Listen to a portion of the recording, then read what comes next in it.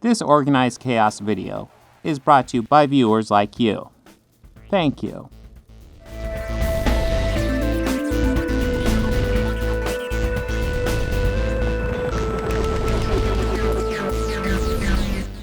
So what is woke? Critical Drink After Hours. Lots of people are telling me this is a great video. With Critical Drinker at the helm, I somehow doubt it. But let's see what he says.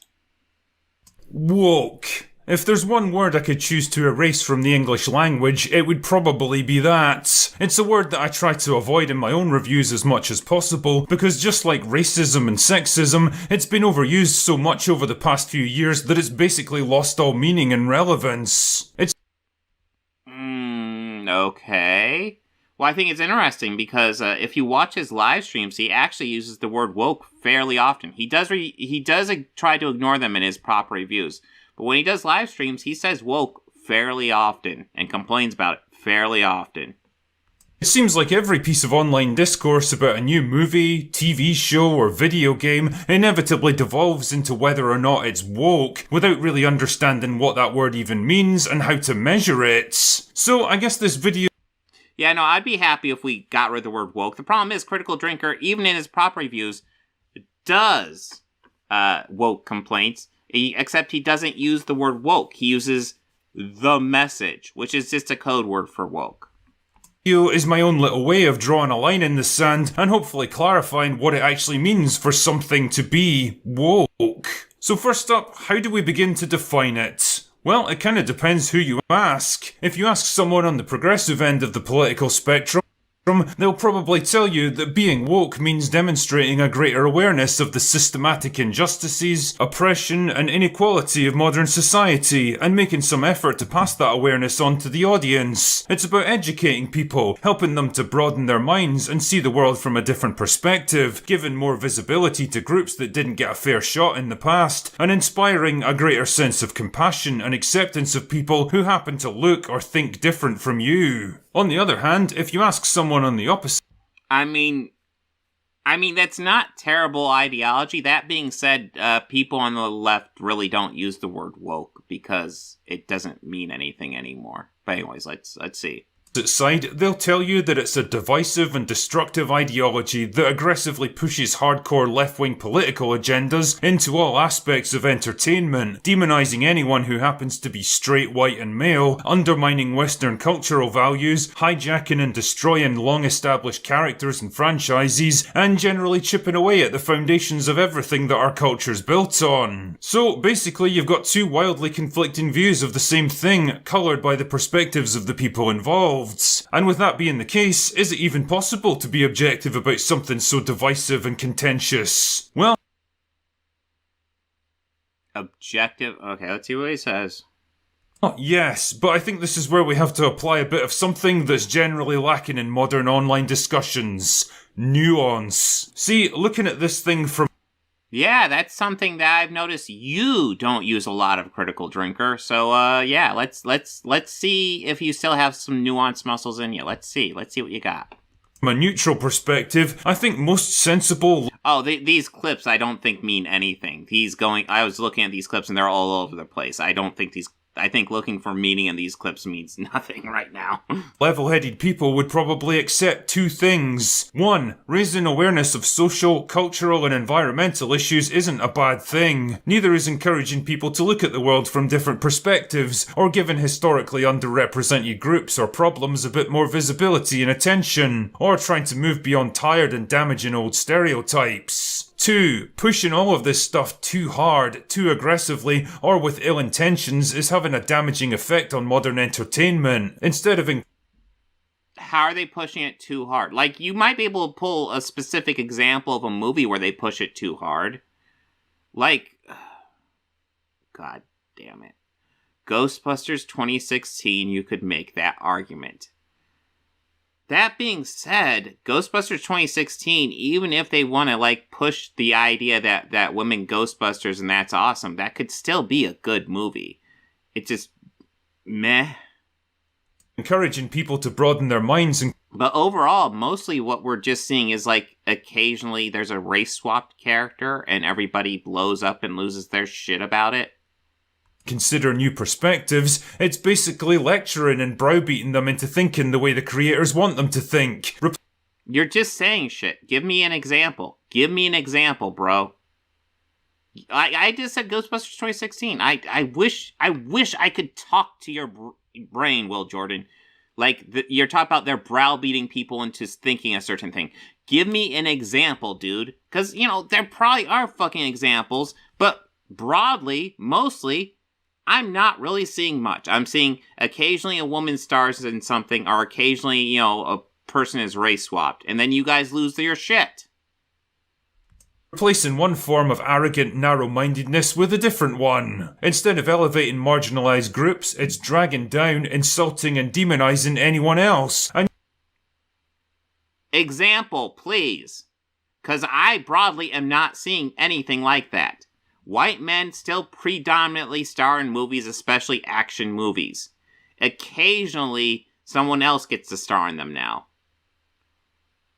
Like, I am getting sick of Critical Drinker just saying shit without giving any fucking examples. Like, we were just talking about the other day, Red Letter Media.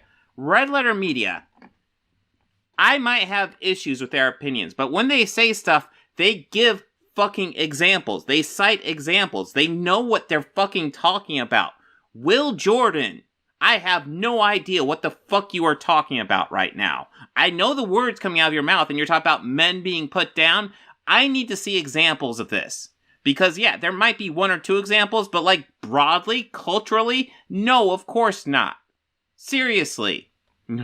And usually trying to lazily pander to the groups themselves with unimaginative, tokenized attempts at representation. Instead of creating great stories and characters with high-minded ideas cleverly woven into the narrative, it's given us little more than socio-political indoctrination with a thin... Example! You are literally just claiming stuff without, like... veneer of entertainment grudgingly wrapped around it. The point I'm making here is that incorporating progressive themes and ideas into entertainment is no different than incorporating traditional conservative themes and ideas. They're both just perspectives that the audience is invited to consider. But for me... Yes, but we have one side that loses their shit. And let's face it, lots of artists usually are a bit more on the progressive side, so I guess you could argue there's going to be a bit more progressive entertainment. That being said, there are plenty of conservatives who make honest, good entertainment. Like Clint Eastwood's pretty cringe, but let's face it, he makes pretty fucking good movies, too. The tipping point comes when those themes and ideas to be explored turn into messages to be broadcast. That's where they start... That's the thing, like, all the stuff you blow up at is not, like... has like a strong message. Like, at most, it's like woman star in something. What is the political message there? That women can star in stuff? Well, good. I'm support that. What's your argument against it? He's not just saying shit. Start to undermine the integrity of the story and characters, making them behave in ways that don't feel natural. Example? You are just claiming stuff. These are just broad ideas that you guys always claim, and then whenever you're challenged to cite a fucking example, you fucking freak. You have no idea what you're talking about. Believable or consistent with what we know about them. Instead of interesting concepts to be explored, what you end up with are a series of restrictive and suffocating rules that intrude in almost every aspect of the narrative. And it's usually a sign that the writers care more about getting their political ideology across than they do about actually telling a good story.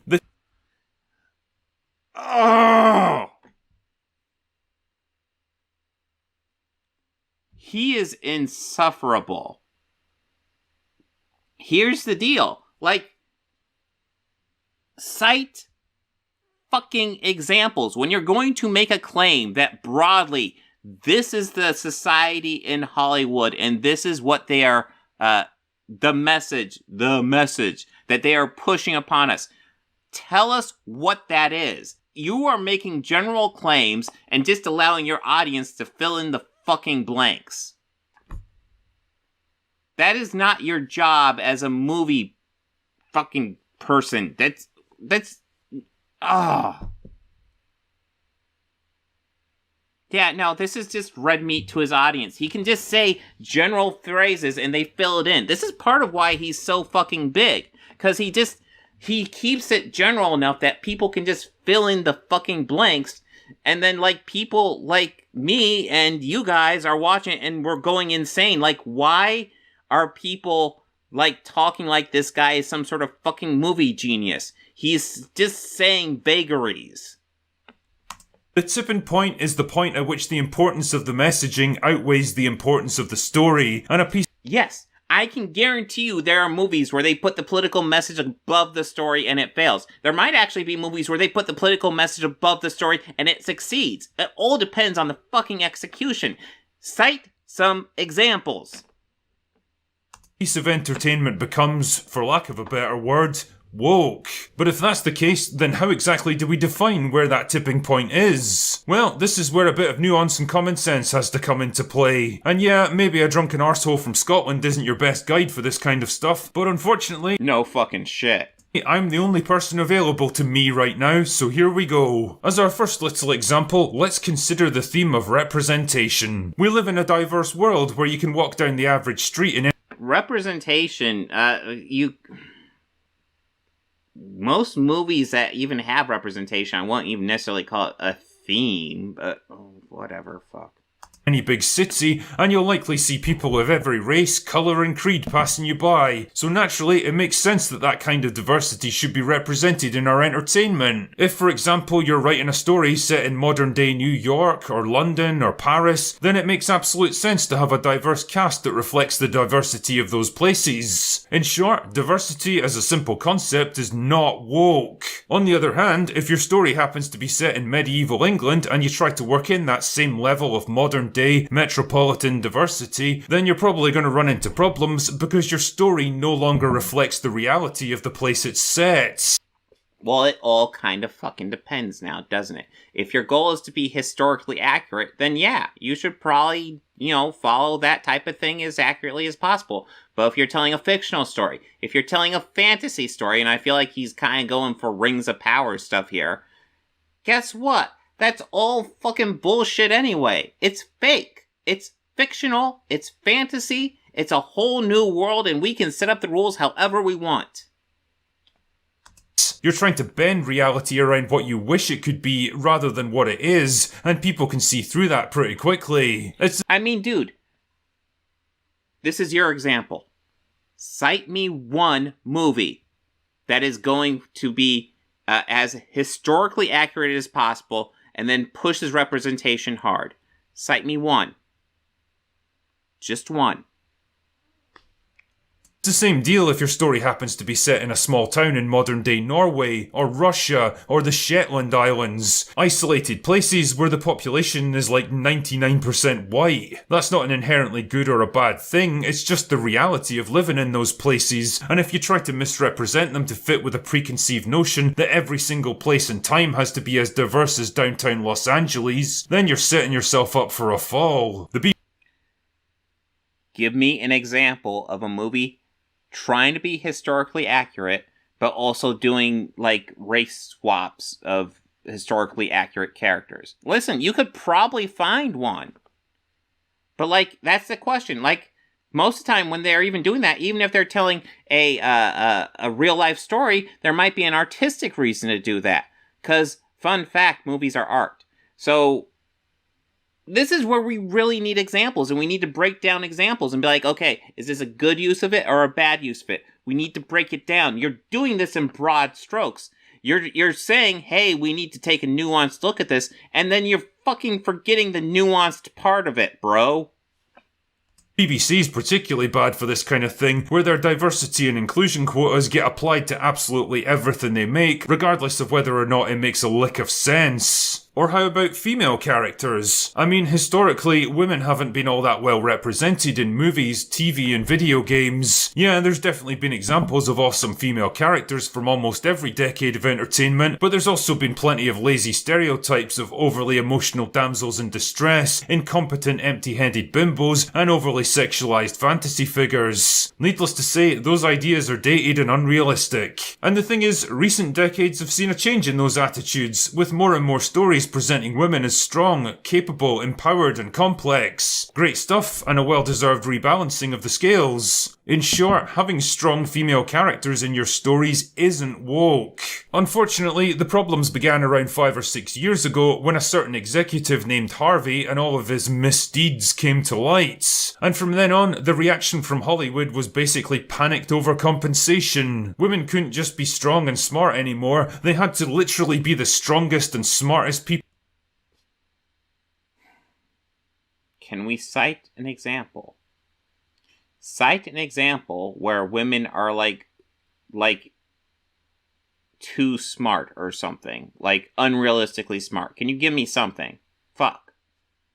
People in every situation. They couldn't just hold their own against men, they had to dominate them physically and intellectually. They couldn't just be determined and resilient, they had to be cold, callous, condescending, and closed off. Example. I have nothing to go on here. Yeah, no, I'm sure you could talk about women characters who are cold, calculating, and closed off. Is that all of them? Absolutely not. We need examples. Oh my god. Like, this is part of his trick. He talks about, oh, I'm gonna be nuanced. And then he's not nuanced. They couldn't work hard to overcome flaws and weaknesses because they weren't allowed to have any in the first. Yeah, no, Whitney, that's an excellent example. Like, you know, yeah, Ghost in the Shell is a great example of whitewashing. Fucking Scarlett Johansson. I like Scarlett Johansson in general as an actress, and that was just that movie was just weird. Fuck. Place, and so they stopped learning and growing as characters. Not only were they no longer objectified, but even the barest hint of sensuality. The fuck? Women aren't objectified anymore? I missed that. Really? Wow.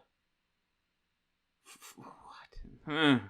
Sexuality had to be mercilessly stamped down and destroyed to avoid the dreaded male gaze. Again, the tipping point comes when you take a good initial idea and overdo it to the point where it compromises your story and characters. Having strong, complex, flawed, and relatable female characters in your story is great, but bombarding the audience with a relentless series of flawless, idealized, overpowered, unlikable girl bosses who easily dominate and overpower the weak, incompetent men in their path, but who also somehow still live under the oppressive shadow of the patriarchy isn't. It's Dude, again, you argued to do a nuanced take, and then this is as unnuanced as it takes.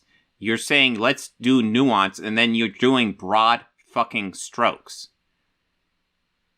What you have to do is you have to take specific examples. Give me specific examples of women, you know, being like, you know, fucking overpowering men all the time and being girl bosses all the time to the point where it's a bad character, and you need to show a repeated pattern of them doing this over and over again.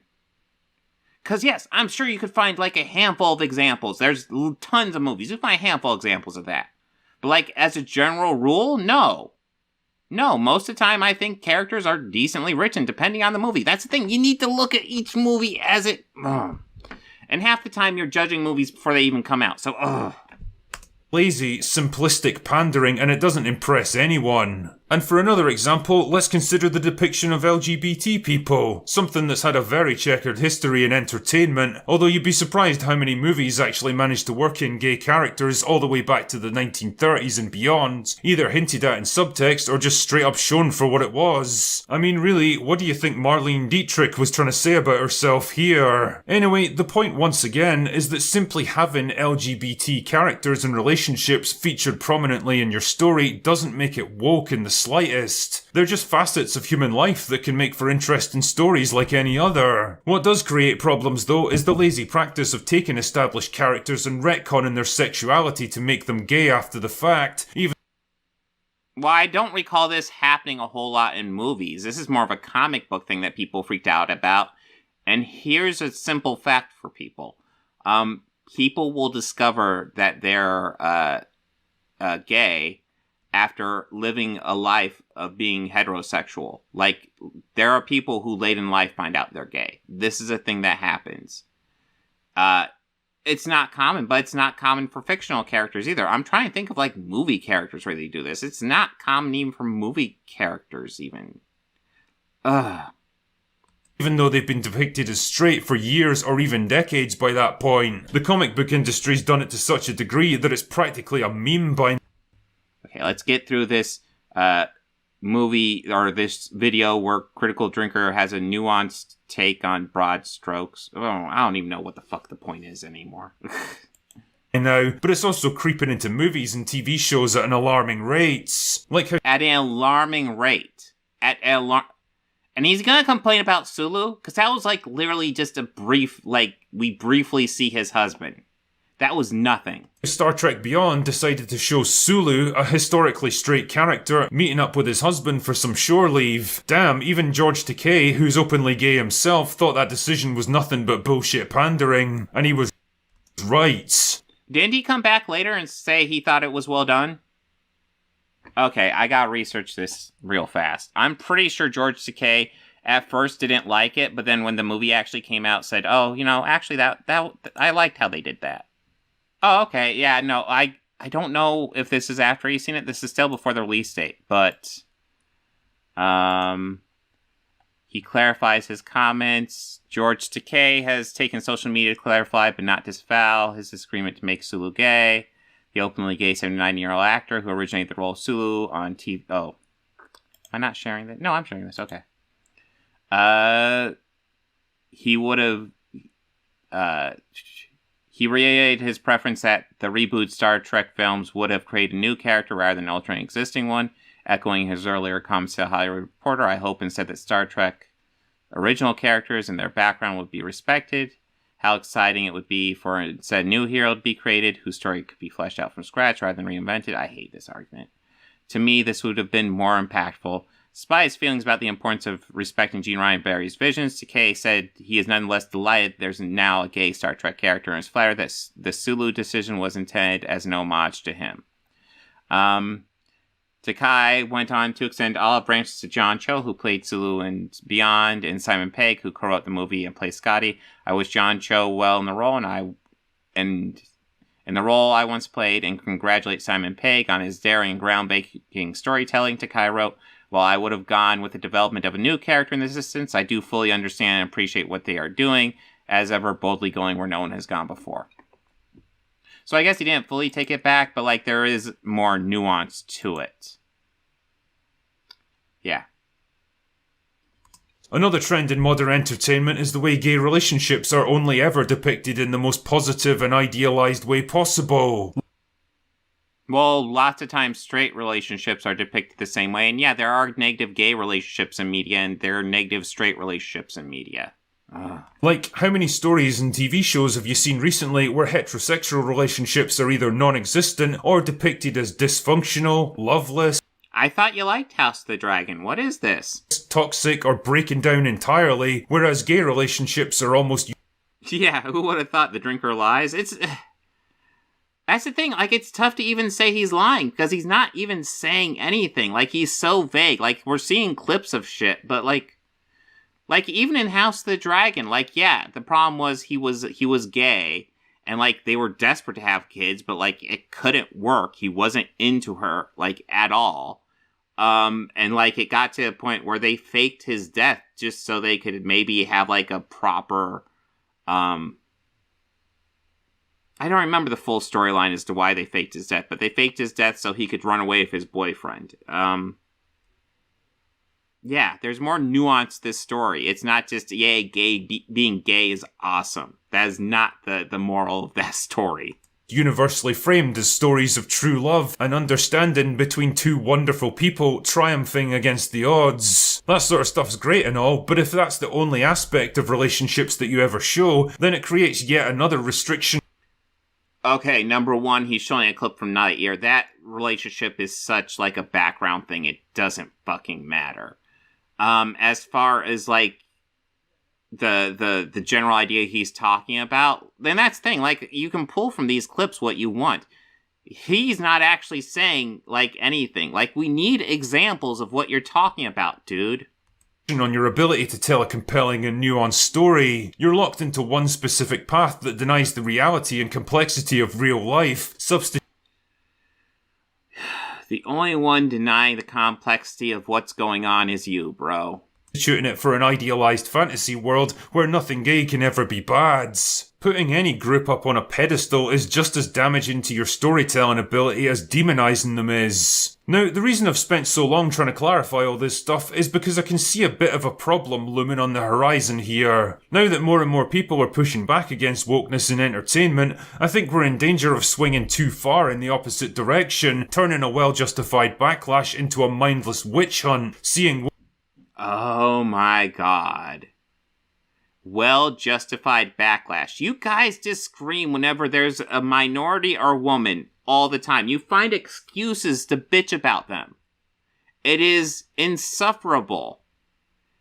You talk about, oh, woke is getting overused, like racism and sexism. Well, that's the thing. Like, I actually go out of my way not to use those terms. But the fact is, when you keep on using those qualities, and I keep on watching videos by you guys, yeah, those terms come out a lot. Maybe don't do the shit that gets you called that, and you won't get called that. I mean, wokeness around every corner and trashing things that were made with only good intentions. Just because a new project happens to have a diverse cast, or some gay characters, or women in prominent roles, or explores some progressive political ideas, doesn't automatically make it woke. Well, thank you, but you always jump on it and call it woke before you've even fucking seen it. Well, I guess you don't technically call it woke, you call it the message. But fuck, dude, we all know that's just you saying the woke. Then people would still be trashing Star Trek The Next Generation to this very day. What really... Well, that's the interesting thing, because you guys already figured out that, like, the old stuff gets godfathered in. Like, freaking Terminator 2, as I made fun of last Thursday, that movie has lots of woke themes that you guys usually jump on. Like, it has way more woke themes than a lot of modern media. But you guys don't jump on that because essentially it's grandfathered in. Star Trek Next Generation is grandfathered in. Although, yeah, no, there was actually backlash to that if you actually research it. There was absolutely backlash to that. But yeah, you go after the new stuff and you do it for clicks. That's all there is to it. What really matters is how all of this stuff is implemented, the intention behind it, how well it integrates into the narrative. That's what I've been saying. You need to take it by a case-by-case example and not do broad strokes like you've been doing this entire fucking video. Whether it enhances and complements or Listen, if you can find a repeated problem in movies and it keeps on happening over and over and over and over and over again, then yeah, maybe you could make this argument. The problem is it's not. I keep on asking you guys, give me examples of this happening to an oppressive amount, and you guys can't give me any. You drive me nuts, Will Jordan. Fucking tell me. Undermines your investment in the story. That's what's actually important to any piece of entertainment, and if you start dismissing and shitting on stuff simply for what it contains, rather than how it's been put together, then all you're doing is undermining and discrediting legitimate criticism. Awesome, Critical Drinker. You just disproved your entire fucking career. Good job, dude. Good job. If you let yourself become the boy who cried woke, then nobody's going to take you seriously when you come to point out genuine problems and shortcomings. Yes!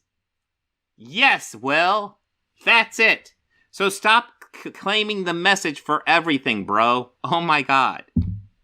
And the easier it becomes for all of that stuff to start creeping back in again. So I guess ultimately, my key takeaway from this whole thing is nuance. It's about having the common sense. I love that, because you keep on saying nuance and then you apply none of it. And restraint to look at these things objectively and fairly rather than passing. Yes! Yes, Will Jordan, look at these things well, you can't look at it objectively, but look at it fairly. Please, take every movie as it comes. Don't look at it as some societal fucking whatever the fuck you guys want to call it. And judgment right away. And yeah, it's not always easy, but ultimately if you get it right, then it's going to make for a much more enjoyable time with entertainment today. Anyway, that's all I've got for today. Go away now. I'm going to have to clip that bit at the end where he says, where he essentially disproves his entire career. Fuck. I love, like, oh my god, he has these fans that will just follow whatever he says, and the fact is, part of the reason he's so big is because he doesn't even really say anything. He just says such broad things. And then even here, I'm going to get people in the comments talking about how I'm discrediting his nuance. And he has no nuance in this video. None at all. I don't think he would know nuance if it bit him in the ass. This is a video about nuance and all he talks about is broad fucking strokes. Oh, he's so fucking bad at this. Holy crap.